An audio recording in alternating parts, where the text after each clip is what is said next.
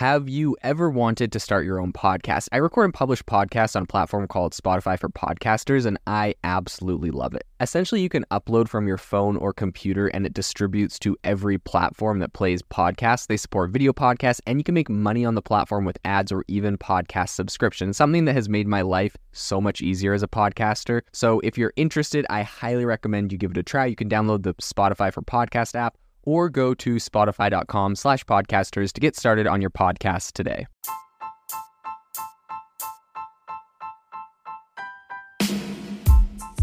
Welcome to the ChatGPT podcast. I'm your host, Jaden Schaefer. Each episode, we dive into the latest developments in the exciting field of artificial intelligence, exploring its applications and potential impacts on our daily lives. In the spirit of building in public, I wanted to give you all an update. Last week, I announced that we opened up the waitlist for AI Box, which is our no-code drag-and-drop AI app building platform and marketplace. I'm super excited that over 1,500 of you have joined the waitlist so far. If you're not on it yet, it's not too late to join it at aibox.ai to get priority access to the platform. In addition, we've had a ton of interest from investors on the project reaching out to me at jaden@aibox.ai. I'm doing my best to respond to all of those emails in a timely manner. If you don't see my reply, double check your spam folder. Otherwise, I'm going to try to get caught up on all of those in the next couple of days. I think we're going to build something really incredible here, and I'm super excited to have you all on board. Today on the podcast, we are talking about some big news as a new player has come out with a very powerful AI-powered music generator. So we're going to talk about the implications, who it is, and as someone that personally has experience creating music, and I've made a lot of my net worth overall from, royalty payments from Apple Music and Spotify. This is something that really interests me, and I'll give some interesting insights into. But without further ado, let's dive into it. So the big company is Meta, who has now officially open sourced an AI-powered music generator. Now, a lot of people are saying, what's the big deal? Google recently has created a music generator as well. But the difference is this is open source, meaning anyone can use this music generator without having to pay licenses or royalties to Meta. And the Google tool, obviously, at some point will probably be monetized. So this is really interesting, and a lot of people I can see implementing this into their own projects in really powerful ways. Now, what is another interesting part about this whole scenario is the fact that, when we're seeing big companies like Google and Meta come out with these tools, one of the first, pushbacks we get is the fact that a lot of people are saying, hey, we don't like it when you train music on musicians' music because, that's, stealing from them, copyright, yada, yada. But Meta has said that all of the content that they have trained their AI model on, they had legal licenses and rights to use and train their AI model on. So this is really interesting. What they're doing is calling it Music Gen. And essentially, Felix Kruk, who made the announcement on Twitter from over at the Meta team, he said, "We present Music Gen, a simple and controllable music generation model. Music Gen can be prompted by both text and melody. We release the code, MIT, and models, CC BY-CN, for open research, reproducibility, and for the music community." So honestly, really, really cool. You use it similar to how you would use ChatGPT or something else. You can prompt it with text to create a song. So you could say something like an 80s driving pop song with heavy drums and a synth pad in the background. And it will create around 12 seconds of audio, give or take. And you can kind of steer it with, references to audio or existing songs. And it's going to try to follow your description and your melody and whatever kind of input you give it. Now, of course, this thing isn't generating full-on songs, but honestly, I think this is a really cool concept, even for an artist that, you're interested in some sort of style or some sort of concept, and you come up with prompts and get it to generate, a 12-second clip of a song, and you're like, oh, dang, that's a catchy hook. I want to use this for X, Y, and Z. And you can incorporate that into whatever project you're working on. So I think this is a really cool idea, inspiration kind of project. And I'm actually going to play some samples on the podcast, and I'm going to compare this it's called Music Gen by Meta. I'm going to compare that to Google's Music LM. My personal opinion, spoiler alert, is I think that this open source one by Meta is slightly better. But we'll go into what exactly, I'll let you guys listen to it and you guys can make up your own opinion. The one thing I do want to say is that it was trained on around 20,000 hours of music. including around 10,000 high-quality licensed music tracks and around 390,000 instrumental-only tracks. So a much larger, instrumental-only kind of thing has been added, or data set has been added to what it was trained on.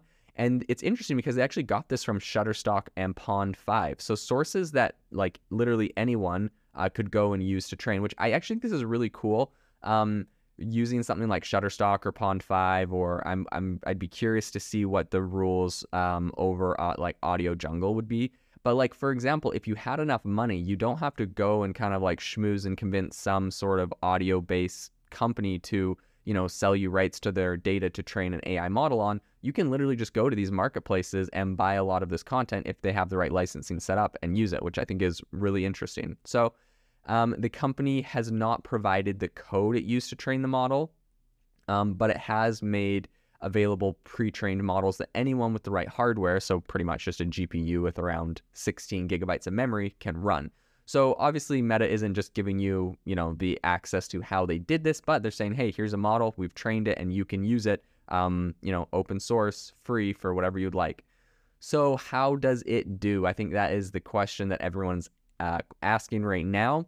I think it's pretty good. It's probably not going to win any awards, but I will give you a sample. So this is a prompt that a TechCrunch journalist asked it for to output jazzy elevator music. So this first one I'm going to play you is by Meta, and then the next one will be by Google's Music LM.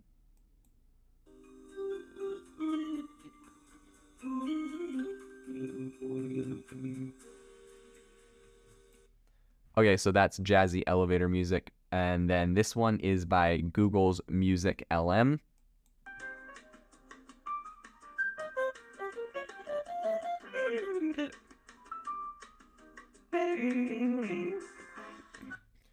All right, I'll let you decide which of those you prefer.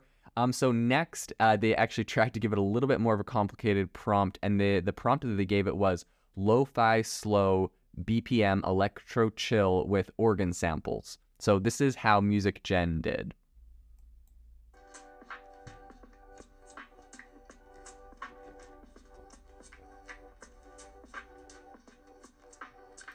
Come on, that's pretty sick. I was liking that one. Okay, then this is how Google's Music LM did.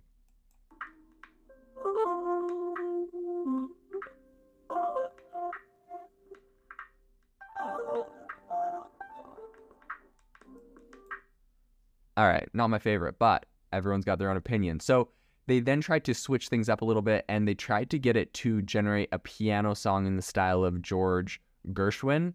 So they tried, meaning pretty much Music Gen doesn't have really any filter, so it was able to generate something. But Google's Music LM has some filters that make it so that you pretty much they pretty much block prompts that mention a specific artist. And there's a lot of different there's people that do similar things with images where like they don't want you to say do X, Y, and Z in the style of Vincent van Gogh, and well, pretty much they won't let you monetize or sell that art because you are like stealing copyrights from Vincent van Gogh essentially. But so Google is trying to do the same thing, I think, with not allowing you to do anything that's mentioning a specific artist's name. But in any case, here's what Music Gen came up with, and you can tell me what you think.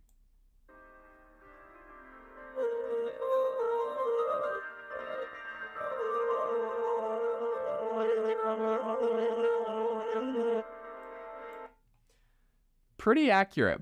So I think that music is coming a long way when we're kind of looking at this generative AI space.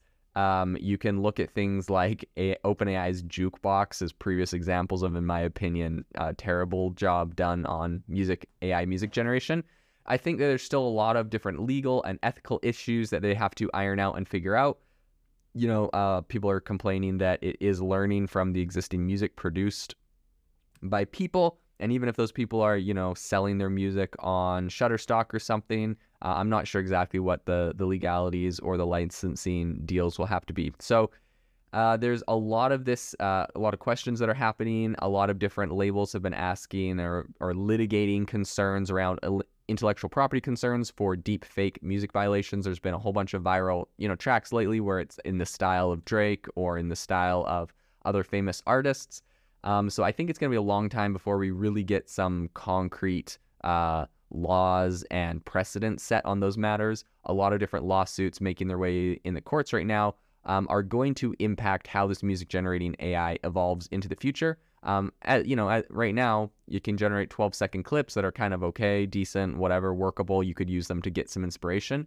In the future, if we really worked on this AI stuff and this AI music stuff, like you could see a world where you just say, generate me a new hit Drake song, based off of these 4 songs I like, and it will just come up with a perfect one. And so I think that's what people are worried about. And I think my opinion on it is that I actually like what Grimes has done, where she's offering to split 50% royalties with anyone that creates a song using a deepfaker for voice. And she's created some, software to kind of do that royalty payment. I think stuff like that would be really cool. Personally, sometimes I find a band or an artist and I'm like, oh man, this is awesome. How come they only have like 3 albums out? And I just listen to their 3 albums, wish there was more. It would be super cool if I could just like auto-generate like 7 more albums by that artist, and I'd be thrilled to give them all the royalties for, all the music that I generated, but I just want to hear more songs, like that or like what they've created. And I don't really care if the AI is as good as a human. I don't really care who made the song. That's just me personally, right? Like, it sounds funny, but I absolutely love Johnny Cash, and if I could just generate another 5 Johnny Cash albums based off of a few of his songs I like, I think that'd be pretty cool. So it'll be interesting to see what happens into the future following this, and kind of how the courts litigate what exactly is legal and not legal when training AI models to generate music. We just launched our AI Creators Discord community. If you're looking for a really kind of hands-on and innovative place to talk to other people making amazing things in AI, you need to join this community. Obviously, it's a lot more interactive than a podcast, where we can actually share prompts and software and tools that we're using to create really interesting use cases. We'd love to have you join and become part of the community. If you don't use Discord, there's also always the Facebook group. I'll link both of those down in the description.